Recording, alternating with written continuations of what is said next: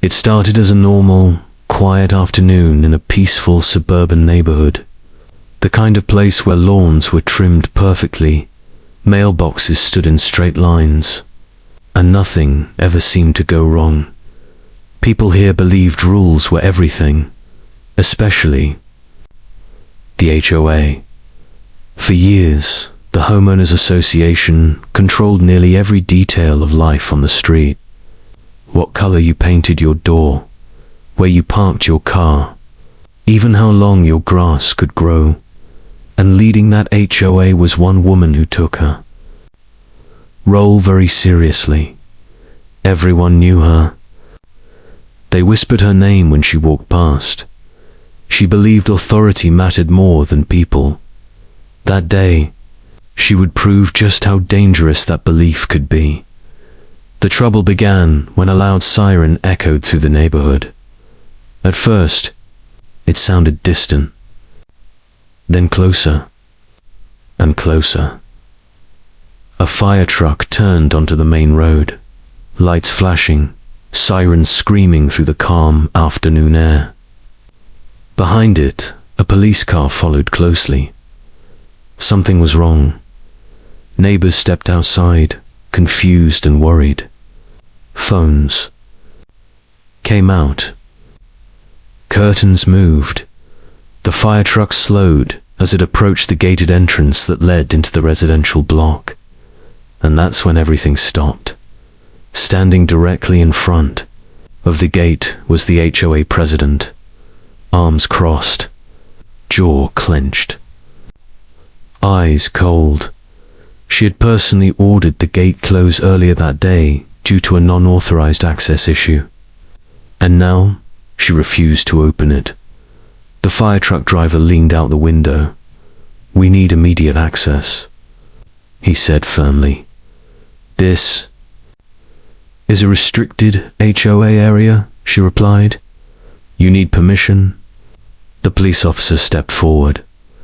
"Ma'am, this is an emergency." She shook her head. "Rules are rules. I don't care who you are." People watching from their driveways couldn't believe what they were seeing. A fire truck. A police car, blocked by paperwork. Inside one of the houses beyond the gate, a man was desperately trying to help his elderly father breathe. The call for help had gone out minutes earlier. Every second mattered, but outside, seconds were being wasted on authority games. The officer tried again. "There is a medical emergency." "Move aside." She pointed to a laminated document. HOA policy. Emergency vehicles must wait for clearance. The driver stared at her in disbelief. Someone could die. Her response was calm. "Not my problem." That was the moment everything changed. The police officer reached for his radio. "This is Officer Grant. HOA president is refusing emergency access."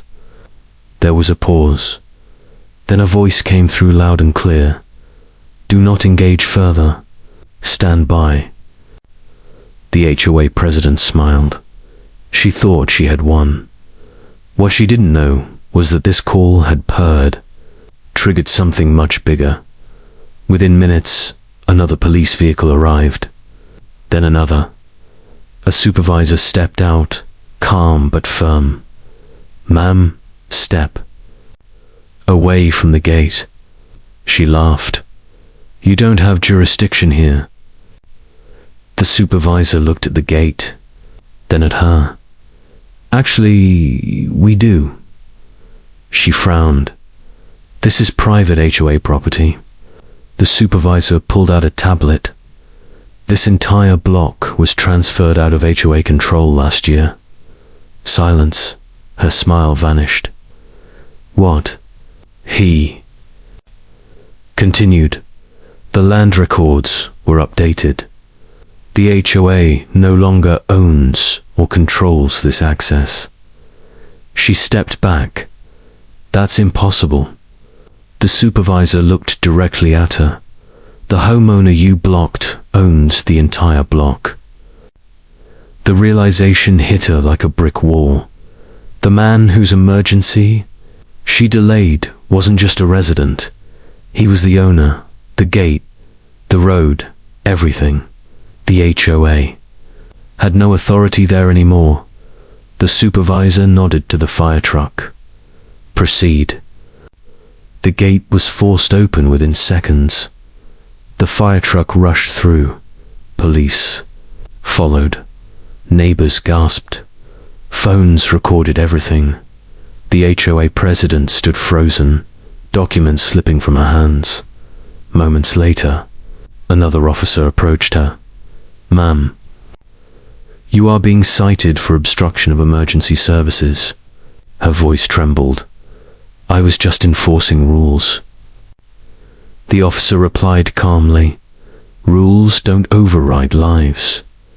She was escorted away as neighbors watched in stunned silence. The emergency team reached the house just in time. The man survived. Doctors later confirmed that even a few more minutes could have changed everything.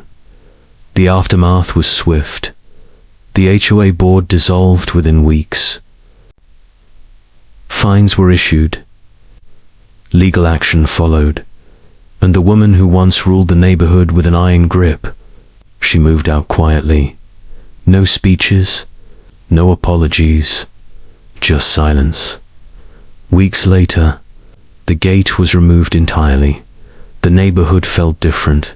Safer, kinder people waved again. Rules still existed, but humanity came first, because that day taught everyone a lesson they would never forget. Authority without compassion is dangerous, and sometimes the biggest mistake isn't breaking the rules, it's enforcing them when lives are on the line. Asterisk if you enjoyed this story of HOA abuse, fake authority, and instant karma, make sure to subscribe to the HOA Karen Diaries channel for more shocking HOA tales, entitled Neighbor Stories and Satisfying Justice. Like, share, and stay tuned.